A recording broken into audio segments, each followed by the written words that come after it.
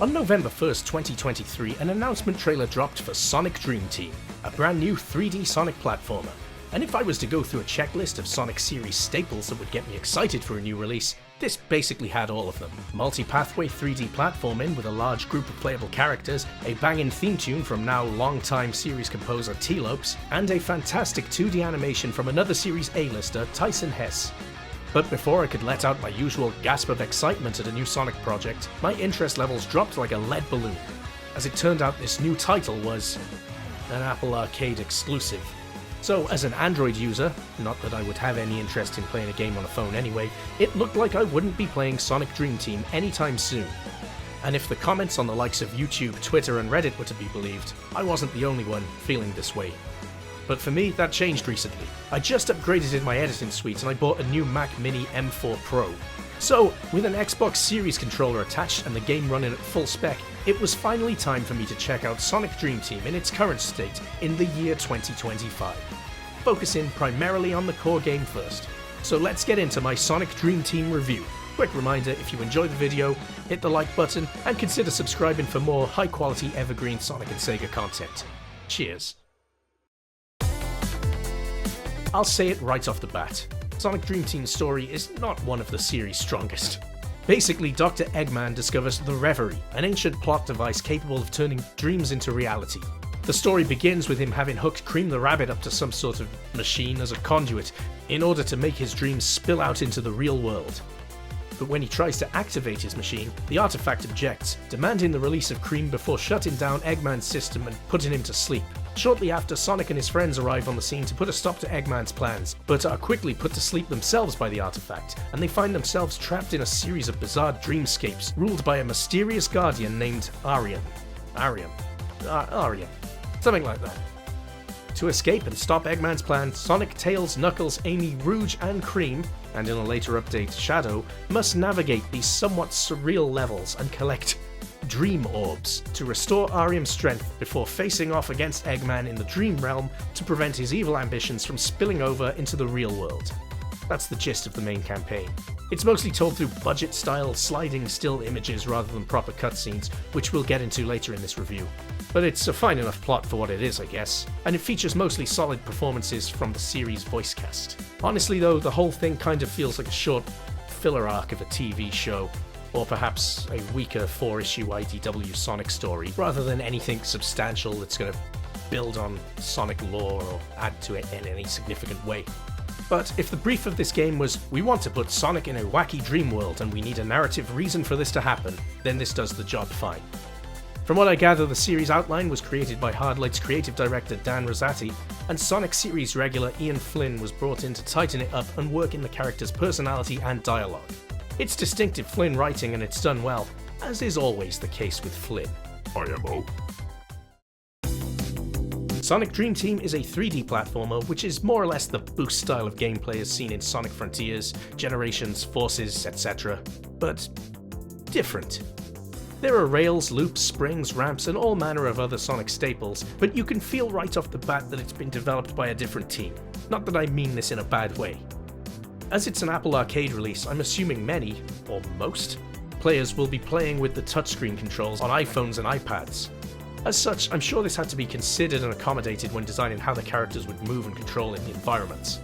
As I was playing with an Xbox Series pad on a large 4K screen, although it felt tight and that I was always very much in control of the characters, everything was a little slower and maybe slightly dumbed down. Not in a bad way, but when compared with, say, Sonic Frontiers. It's kind of hard to explain, but for example, taking sharp corners as Sonic almost felt like when you're playing Mario Kart 8 or World Tour and you have the assisted steering controls on. It's good, it's tight, but it also felt a bit assisted to me, like someone was guiding me through the levels a little bit. But it does work well within the stages themselves. Speaking of which, they are all well designed, quite open 3D spaces with a lot of vertical and horizontal branching pathways to explore, depending on the objective you're trying to achieve and who you're playing as. Let's get into both of these areas. So roster-wise, the core game, pre-Shadow update, consists of Sonic and Amy, who are speed-type characters, and they can light-speed dash through trails of rings and have an overall emphasis on just racing forward full speed ahead. Then you've got Tails and Cream, flight-type characters who can, well, fly for limited periods of time. And then you've got Knuckles and Rouge, who I guess would be strength characters. but I mean, they don't punch or anything in this, they just climb walls and glide.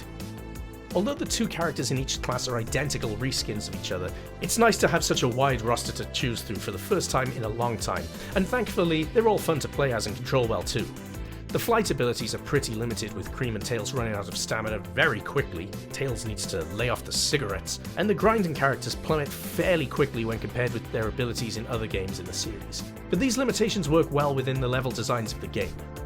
There's something exciting about just managing to fly up to a high platform, or looking like you're about to glide into oblivion and just managing to grab onto a wall in time to save yourself. Onto the levels then, and each zone or world is split into 3 acts, and within each of these acts are 5 different objectives to play through. The first core act is to find 3 keys to open up the full level and make it to the end and acquire a dream orb. In addition to that, there are exploration-based missions such as finding 6 dream crystals. I'm not sure how these differ from a dream orb or what they're for, but whatever. Then there's also these race through gates type speed missions where you have to make it through the level following a specific path and make it to the goal within a certain amount of time. In honesty, a lot of these missions are quite samey. There isn't too much variety whether you're looking for keys or crystals, or whether you're racing against time through gates or racing to the end of the level in a dealer's choice pick your own route way. So it gets a little repetitive, but it's all fun stuff.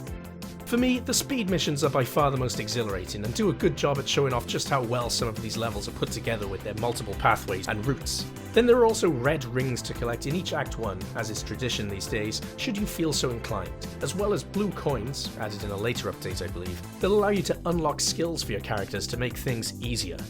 A completely unnecessary addition, IMO, at least in the core game, as it is a far from challenging experience. Each of the 4 zones ends with a competently put together fun boss battle with some pretty unique enemies for the Sonic series. And that's basically it.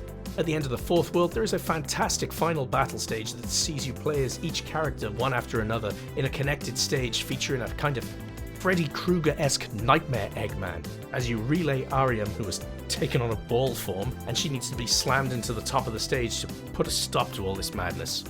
It's really cool, the main theme of the game is playing, and it's a somewhat visual spectacle. But we'll get into that in a moment when we discuss, well... Factoring in that this is more or less a mobile release, the team have done a great job here with the overall visuals of the game. It's not a bad looking release at all, but it's definitely not my favourite art style when it comes to Sonic. Sure, it's all very vibrant and fun with its bright colours and wacky inflatables and gravity-defying liquids and general zaniness, and I'd take that over the drab realism of Sonic Frontiers any day of the week, but the technical limitations here mean that everything is quite simplistic. A lot of bold, flat colours, with not a lot in the way of texture and detail. In honesty, it reminds me of Sonic Lost World visually, with a dash of Sonic Forces thrown in. It's not bad, and again, I recognise it's a technical thing, but it's just giving me flashbacks to those less than stellar game experiences, even though I would say this is a better game than both of those. Also, I'm coming off the back of Sonic X Shadow Generations, which I would say is Sonic at its current visual peak, so there is that. But there are some other visual areas where the game excels, and I'll get into those shortly. From the moment you boot up the game, Sonic Dream Team opens with a stunning 2D animated intro sequence that sees Sonic and friends battle against a giant, multi-armed nightmare version of Dr. Eggman and his badniks. It's very cool. All the characters look on point, the action is fast and fluid, and the brightly coloured splashes and explosions in the surreal dreamscape really pop. Things get a little anticlimactic after that though, when you start the game proper and you're greeted with a cutscene made of comic book style stills constructed from the in-game character models, sliding on and off screen. The voice acting is mostly on point, but it all feels very cheap and didn't do much to get me invested in the already wafer-thin plot. But hey, this is a budget Apple Arcade mobile release, so what can you do? It's a shame though, because on the rare occasion where the game does have proper animated cutscenes, they are really good. The facial expressions and stretchy animations look great. I really like how expressive Sonic is at the beginning of the game when he first wakes up in the dream world. And also this crab boss is a standout too, with actions and expressions that are as brilliantly animated as they are hilarious. In general, the animations kind of remind me of the Sonic Prime TV show when they're at their best. And say what you will about that show, but there was some really expressive animations at times in that. So great work by the Dream Team here. Dream Team. Quick side note, one weird visual choice I will mention is with the boosting. When you boost, a dreamy pink haze appears around the edge of the screen.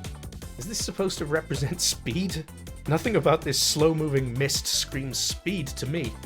It's just an odd distraction. I'm not sure why they went for this. Anyway, there are 4 zones in the base game, and each of them has a distinct visual style, and each is supposed to represent a different part of Eggman's psyche. Scrambled Shores looks like your typical Green Hill style opening level, but everything's fake here, with inflatable replicas of the real things. Everything from the environments to the enemies. Dream Factory is meant to show where Eggman thinks up his inventions and badniks. Nightmare Maze is supposed to represent the inner madness of Eggman, and Ego City represents, well, his ego. An entire city with large gold statues of the man himself, while hundreds of his badniks cheer him on from the sidelines. I guess this is how he's supposed to picture his ultimate world domination. And finally, as mentioned, we have a final boss fight, and this one really is a treat. The characters switch between each other, running through the nightmarish landscape whilst avoiding, or sometimes running on, the many gigantic arms of Nightmare Eggman, as his giant face keeps appearing menacingly in the background. It was all very cool and super unique for a Sonic game. So overall, a visually impressive game in some areas, held back in my opinion by the simplicity of the art style due to its technical limitations.